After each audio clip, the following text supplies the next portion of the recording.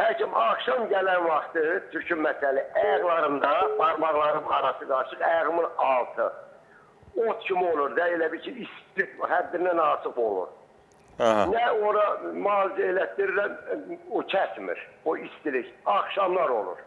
Şəkərin yoxdur, şəkər xəstəliyi? Yoxdur, nə şəkərim var, nə başqa bir şey xəstəliyim yoxdur. Həmzə müəllim, çox... Yox. Mən sizə bir neçə məsləhət verəcəm, onları elə düzəlsin.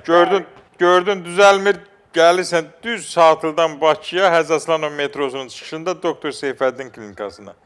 Allahın köməyi ilə sizə kömək eləyəcəm. Niyə deyirəm kömək eləyəcəm? Çünki xeyli dərəcədə insanların problemidir. 2 variant, 3 variant. Ya ayağımın altı yanır, ya ayağımın altı buz kimidir, ya da ayağımın altında mən tam keylikdir. Elə bilirəm, xırın üstə gəzirəm.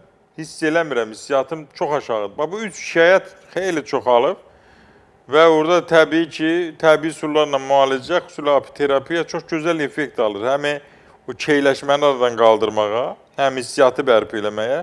Yanma üçün siz neyinirsiniz? Ayağınızı salırsınız isti suya qatırsınız soda və bir 20 damcı yod saxlayırsınız.